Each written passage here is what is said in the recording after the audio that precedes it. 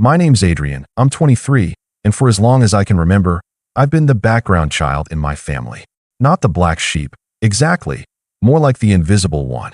I was never the kid who caused trouble, but I also wasn't the kid my parents bragged about at dinner parties. That honor belonged to my older brother, Lucas. He's the golden boy, charismatic, athletic, the kind of person who could forget someone's birthday and still have them smiling by the end of the conversation. Me? I was the quiet one with my head buried in books, aiming for achievements that didn't photograph well for Facebook. Graduation day was supposed to be different. I'd worked for years to get here, endless late nights, working part-time jobs, pulling double shifts to cover tuition gaps when scholarships didn't stretch far enough. I'd imagined that moment for years, the stage lights, my name being called, my family in the crowd cheering loud enough for me to hear them over the clapping. I even saved them the best seats in the auditorium. But that morning, I woke up to a text in the family group chat from my mom. "We won't be able to make it today. Something came up. We'll celebrate soon." I sat there staring at my phone for a good minute, thinking it was some kind of sick joke. I scrolled up to see if maybe they'd explained, but the next message came from Lucas. "We're heading to Aspen for the week. Totally last minute. Can't wait." Mom chimed in a minute later with a string of skiing emojis. No apology. No acknowledgement that my graduation, my college graduation, the first in our family, was happening in less than 4 hours. I didn't reply. I couldn't. My throat felt tight, and the walls of my apartment suddenly felt smaller. Part of me wanted to believe it was a misunderstanding. Maybe they thought my ceremony was later in the week? But no, they knew the date. I'd been talking about it for months. I'd sent them the formal invitation from the university and even a reminder last week. They just chose something else. Chose him. When I got to campus, I tried to push it down and focus on the moment. Friends and classmates were there with their families, taking photos, holding flowers, laughing in clusters on the lawn. I smiled when people congratulated me, but the pit in my stomach kept growing. Every time I glanced toward the section where my family should have been, all I saw were strangers. I told myself it didn't matter. I told myself I'd remember the pride, not the empty chairs. Then my name was called. I walked across the stage, shook hands, smiled for the photo, and that's when I felt my phone buzz in my pocket. It was my dad. A text, "Come home immediately." No explanation. Just that. When I stepped off the stage, I saw the notifications piling up. Missed calls. 37 of them. The same message over and over. "Come home now." I didn't answer. Instead, I stared at the screen, my diploma in one hand, my phone in the other, wondering what could possibly be so urgent that the family, who skipped my graduation for a ski trip, now suddenly demanded I drop everything and rush home.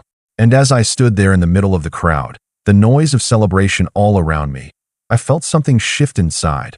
A cold, quiet awareness that whatever was waiting for me at home wasn't just about something coming up.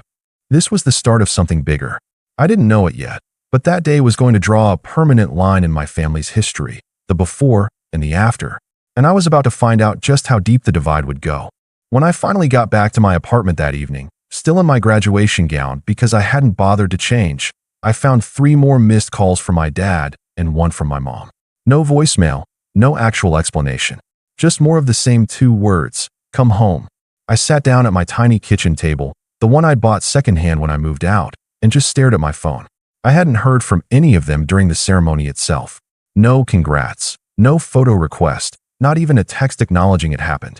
Now they were treating me like I was late for an emergency I knew nothing about. An hour later, Mom's message finally came through. "Your brother needs you. It's important." No context. No question about whether I was okay or how the ceremony went. Just straight to Lucas. I could almost hear the tone behind it, the same one I'd grown up with. In our house, Lucas's problems were family problems. Mine were mine. If Lucas scraped his knee, the world stopped until he got a bandage and a bowl of ice cream. If I sprained my wrist during gym, I was told to walk it off because Mom was busy. I had learned early that my role in the family wasn't to be cared for, but to be useful when someone else, usually Lucas, needed something. I didn't answer right away. I put my phone face down and went to the fridge for something to eat, only to realize I'd been too busy studying for finals to grocery shop properly. I poured myself a bowl of cereal and sat there in silence, thinking about how every major milestone in my life had somehow been overshadowed by Lucas. My high school graduation? He'd been caught throwing a huge party the night before, so all anyone could talk about was the trouble he'd gotten into. When I got my first job, He totaled his car the same day, so the family group chat lit up with everyone discussing insurance claims instead of congratulating me. Around 9 p.m., my phone buzzed again, a video call from my dad. Against my better judgment, I answered. Dad's face filled the screen, his expression tight and impatient. "Adrian, finally. We've been calling you all day." "I was busy," I said flatly. "Graduating." He didn't even acknowledge it. "Lucas is in trouble. He needs you to come over tonight." "Now." I blinked. "What kind of trouble?" Dad sighed like I was being unreasonable. "His credit card's maxed out, and he can't pay the balance. He was counting on you to help." I stared at him. He was counting on me? I didn't even know about this until 10 seconds ago. "You're good with money," Dad said, as if that explained everything. "You've been working all through school, saving up. Lucas wouldn't ask if it wasn't serious." I felt my jaw tighten. "You skipped my graduation to go skiing, and now you're asking me to bail him out." "It wasn't about skiing," Dad said quickly, but I could see the ski lodge behind him in the video, the wood-paneled walls, the fancy chandelier. Lucas had been stressed, and we thought the trip would help. "You know he's been under pressure lately, right?" I said, my voice cold. "And I guess I haven't been." Dad's expression shifted, that subtle flash of annoyance I'd seen my whole life. The unspoken message, "Stop making this about you." When I hung up, I sat there for a long time, staring at the blank wall opposite my couch. It wasn't just that they'd missed my graduation. It was the expectation that I would, without hesitation, set aside my own life to clean up after Lucas. It had always been that way. When he failed a class in college, I was roped into doing his assignments just for one semester. When he ran up a tab at a bar, I was guilt-tripped into paying it off because family sticks together. But somehow, family never stuck with me. 2 days later, I got another call, this time from Lucas himself. He didn't bother with hello. "Hey, so, when are you bringing the money over?" "I'm not," I said. There was a pause, then a laugh. "Come on, don't be like that. You've always helped me before." "Yeah," I said slowly. "And you've never once shown up for me. Not for my graduation, not for anything. Why should I help you now?" He scoffed. "Wow, so you're gonna hold a grudge over some ceremony? You're being petty." That word, petty, hit harder than it should have. It was the same thing they'd always said whenever I stood up for myself. In their eyes, my boundaries weren't boundaries. They were overreactions. By the end of the week, I was getting texts from every family member I could think of. Aunts, uncles, even my grandmother. All telling me some version of, "Lucas is your brother. You can't just let him fail like this." Or, "Don't throw away family over money." Not one of them mentioned my graduation. Not one. The thing was, I hadn't even told them no because of the money. I had told them no because I was tired. Tired of being the safety net for a man who never learned to land on his own feet. Tired of being invisible until they needed me. And the more they pushed, the more I realized they didn't see me as part of the family in the same way they saw Lucas. I was a resource, a tool. What I didn't know then was that their pressure campaign was just getting started. The texts, the calls, the subtle digs. They were all building towards something much bigger, something they thought they could corner me into. And they had no idea that the more they pushed, the more I was already starting to plan how I'd push back. It wouldn't be long before they gave me the perfect reason. And once they did, there would be no going back. It was a quiet Thursday morning when the real blow landed. I had just finished sending out a few job applications, the kind of positions I'd been dreaming about throughout college, when I got a call from my bank. The woman on the other end was polite but concerned. "Mr. Rivers, I just wanted to confirm a large transfer request we received from your account earlier today." I sat up straighter. "Transfer request? I haven't authorized anything." She read off the details. Nearly $4,800, set to be wired to a joint account in Lucas's name. My stomach dropped. "Cancel it," I said immediately. "That's what I thought," she replied. "It was initiated online from an IP address registered at your parents' home. I didn't need a detective to piece it together. My parents had my old banking login from years ago, back when I was still in high school, and they insisted on keeping an eye on things so I wouldn't overspend. I'd never changed the password because I trusted they'd never use it without my consent. I guess that trust was misplaced. I ended the call, shaking, not just from anger, but from the quiet, bone-deep realization that they'd crossed a line I couldn't ignore. This wasn't asking for help. This wasn't even guilt-tripping. This was theft, plain and simple. And it wasn't even just about the money. It was about the fact that they felt entitled to take from me without asking, because in their eyes, it wasn't really mine to begin with. Before I could even process what to do next, my phone buzzed again. This time it was a text from Lucas. "Thanks for covering it, man. I'll pay you back when I can." A winking emoji followed, like it was some harmless joke between brothers. I didn't reply. My hands were too tight around the phone, knuckles white. I thought back to every moment they'd made me feel small. Every time my achievements were sidelined. Every time I was told to be the bigger person, while Lucas got away with anything. Now it was clear. They didn't just expect me to pick up the pieces when he messed up. They believed I owed it to him. I called my mom. She answered cheerfully, like nothing was wrong. "Adrian, we were just talking about you. You should come by this weekend." "Did you authorize a transfer from my account?" I asked, my voice sharper than I intended. There was a pause, not the pause of someone confused, but the pause of someone figuring out what excuse to use. "Oh, sweetheart, we knew you'd help your brother. He's in a tight spot, and we didn't want to bother you with the details while you were busy with school things." "You stole from me," I said. Her tone hardened instantly. "Don't be dramatic. We're family. It's not stealing when it's for someone you love." Something inside me shifted at those words. For years, I'd let that twisted version of love dictate how I was treated. But in that moment, it hit me. Their definition of love was just a word they used to excuse taking whatever they wanted from me. I hung up before she could say more. The silence in my apartment was so sharp it felt like it had edges. My diploma was still leaning against the wall where I'd left it after graduation, unframed, unopened. I stared at it, and I realized it wasn't just a piece of paper. It was proof. Proof that I'd built something for myself despite them. Despite being constantly overlooked, despite being treated like a backup plan for their favorite son. That night, I changed every password I had. Bank accounts, email, everything. And as I did, I thought about the 37 missed calls on graduation day, the way they'd made my milestone about Lucas's ski trip, the entitled assumption that my hard-earned money was theirs for the taking. They had taken the first shot. They had made it clear they weren't going to respect any boundary I set. And I had a feeling they thought I'd just fume quietly and then forgive them, like always. They were wrong. Because this time, they hadn't just hurt me. They'd given me a reason, a perfect reason, to finally stop playing the role they'd assigned me. And in the days ahead, that reason was going to be the fuel for something they wouldn't see coming. What I didn't know yet was how far they were willing to push me before I acted. But I was about to find out. The next couple of weeks felt like moving through heavy fog. I still went through the motions, sending out job applications, making it to a few interviews, but my mind was elsewhere. Every time I opened my banking app, I half expected to see something else missing.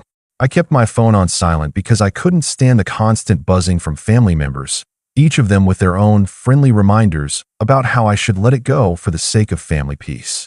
The narrative they were pushing was predictable. Lucas was stressed, Lucas was struggling, Lucas didn't mean any harm. Somehow, I was the cold one for making a scene about it. The theft had been reframed as a misunderstanding, and my refusal to cave was holding a grudge. It was surreal. I wanted to scream every time someone told me I was being unfair, but I didn't. I didn't give them the satisfaction of hearing my frustration. Instead, I pulled back. I stopped going to Sunday dinners. I stopped answering calls unless they came from numbers I didn't recognize, in case it was a job opportunity. I stopped checking the family group chat entirely. When I finally opened it one night out of morbid curiosity, I saw a string of photos from the ski trip, Lucas posing with his friends, champagne in hand. There were laughing emojis and captions about living life to the fullest. My graduation? Not a single photo, not a single word. That hit harder than I wanted to admit. I tried for years to convince myself that if I just worked hard enough, if I achieved enough, they'd see me differently. That they'd be proud in the same way they were proud of Lucas. But the truth was right there in front of me. I could cure a disease and they'd still find a way to make it about him. My finances were tight now. Graduation had already drained most of my savings, application fees, rent, basic living costs. And while the bank had canceled the transfer before it went through, there had still been processing fees and a hold on my account for days. I had to scrape by with what I had left. I skipped meals more than I wanted to admit. My apartment felt colder, emptier. It was the first time in years I felt truly alone, not just without company, but without the illusion of support. The worst part? My degree should have been opening doors, but without any real connections or family backing, I was just another resume in a pile. Every rejection email was another reminder that I was on my own now. That if I fell, there was no one who'd catch me, unless catching me meant taking something from me. But here's the thing. In that quiet, in that isolation, a part of me started to wake up. I began keeping a small notebook by my bed, jotting down everything that had happened since graduation. Every call, every text, every piece of manipulation. I started looking back, writing down old incidents too, moments I'd brushed off at the time. When I read it all together, it was like looking at a long, slow-moving train wreck. Patterns I'd ignored before were glaringly obvious now. I wasn't sure yet what I was going to do with it, but I knew I was done reacting on impulse. I wouldn't yell. I wouldn't plead. I wouldn't try to make them see my side. That had never worked, and it never would. Instead, I was going to wait. Watch. Let them keep showing me who they were. And when the time came, I'd have more than just the will to stand up for myself. I'd have a plan. The problem was, they weren't done with me yet. And before I could put that plan into motion, they were going to push me further than I'd ever thought possible. Far enough that I'd have no choice but to act. The shift started small, almost unnoticeable at first. I landed a part-time research assistant job at a local firm. It didn't pay much, but it gave me enough breathing room to cover rent without dipping into the last of my savings. More importantly, it was a foot in the door, a place where my skills actually mattered and my work wasn't constantly overshadowed by someone else's charm. The first time my supervisor, Karen, complimented my report writing skills in front of the whole team, I didn't even know how to react. I wasn't used to public recognition that wasn't immediately undercut by a "but Lucas" sentence. Here, no one compared me to a golden boy. No one minimized what I'd done. I showed up, worked hard, and people noticed. It was strange and intoxicating in its own quiet way. Within 2 months, that part-time role became full-time. I was suddenly making enough to not only keep my bills paid, but to start rebuilding my savings. I upgraded my wardrobe with a few professional outfits. I started eating better, getting back into shape, and even joined a coworker for early morning runs in the park. For the first time in a long time, I woke up each day feeling like my life was actually moving forward, without my family's approval, without their involvement at all. The social shift came next. One of my colleagues, Derek, invited me to a networking event for young professionals. I almost didn't go. The idea of networking made me think of fake smiles and shallow conversations. But I went anyway. And to my surprise, I met people who were genuinely interested in what I did and what I was working toward. Over the following weeks, I built connections, swapped contact info, and even started attending industry mixers. It wasn't overnight success, but it was steady, undeniable progress. And the best part? My family had no idea. I didn't post about it. I didn't send updates. I learned to love the silence. Every accomplishment felt like a card I was keeping face down on the table, waiting for the right time to flip it over. Financially, I started to pull ahead. By month 4, I'd paid off the small debt I'd carried from my last semester of school. By month 6, I had a growing emergency fund. Around that same time, Karen recommended me for a side consulting gig with a startup. It was only a few hours a week, but the pay was more than generous, and it let me stretch skills I hadn't touched since my senior thesis. That gig snowballed into another one, and before long, I was making more on the side than I had at my original full-time job. I knew the version of me they were used to, the quiet helper, the one who said yes because it was easier than fighting, would have never reached this point. This was new territory. I wasn't just surviving anymore. I was building leverage. And still, I kept my cards close. When my mom called to ask if I was doing okay financially, I gave her the most generic answer possible. I'm fine. No details, no openings for them to gauge how much they could take. The less they knew, the less they could target. But Lucas couldn't help himself. He started sending me casual messages again. Hey man, how's work? Got any plans for the weekend? I recognized it for what it was, testing the waters. He'd done it before after our fights, slowly sliding back into my life until he could ask for something. This time, I didn't bite. I gave short, polite answers. Nothing more. And yet, I could feel something brewing. Call it instinct. Call it the years of watching how my family operated. The tone of their rare messages had shifted. Polite, even warm, in a way that felt rehearsed. I didn't know exactly what they wanted yet, but I could guess. Money, favors, something that benefited Lucas at my expense. What they didn't realize was that they weren't dealing with the same person anymore. I wasn't the broke, dependent college student they could corner with guilt trips. I had resources. I had connections. And for the first time in my life, I had the means to say no and make it stick. Still, I didn't move first. I knew that if I waited, they'd hand me the perfect opening. They always did. And when that moment came, I wouldn't just say no. I'd make it clear, in a way they couldn't ignore, that the old version of me was gone for good. The moment I was waiting for was closer than I thought. And when it arrived, it would be bigger and uglier than anything I'd imagined. It happened on a rainy Tuesday evening, 6 months after my graduation. I was just leaving the office when my phone buzzed with an unfamiliar number. The voice on the other end introduced himself as Mr. Carter, a senior partner at a mid-sized investment firm. "Adrian, I've heard good things about you," he said, his tone all business. "Karen speaks highly of your work, and Derek mentioned you're excellent with financial structuring. We could use someone like you for a project we're taking on." I'd learned to keep my excitement under wraps, so I listened carefully. The project turned out to be a full-scale portfolio restructuring for a local chain of boutique hotels. It wasn't just a job, it was a chance to work directly with high-net-worth clients, to get my name in rooms I'd never even known existed a year ago. The fee they offered for my role was more than my monthly salary at my regular job. I said yes. Over the next several weeks, I threw myself into the work. It was demanding, late nights, endless spreadsheets, constant strategy calls, but I was in my element. My input started to shape decisions. The chain's owner, a sharp but personable man named Michael Reeves, took notice. "You're not just good with numbers," he told me one night over dinner with the project team. "You understand how people think." That's rare. I didn't know it then, but Michael would end up being one of the most valuable connections I'd ever make. He had deep ties to the local business community and was well respected in circles my family couldn't even dream of entering. While all this was happening, I was also gathering information, not because I was actively planning revenge yet, but because old habits die hard. I'd been keeping that notebook of mine updated. Every petty comment from my family, every manipulation attempt, every subtle probe into my finances. But now I had something more. Through casual conversations with family friends at networking events, it's amazing what people will share over a glass of wine. I learned that Lucas had been trying, and failing, to get backing for a business venture. Apparently, he'd pitched a half-baked idea for a luxury sports bar to several investors, but no one was willing to touch it. One comment stuck with me. "If he can't get someone to co-sign a loan soon, he's sunk. Your parents are really stressed about it." I tucked that away in the back of my mind. I knew my family well enough to see the pattern forming. At some point, they'd try to present this sports bar as a family opportunity, spinning it as a chance for me to support my brother's future.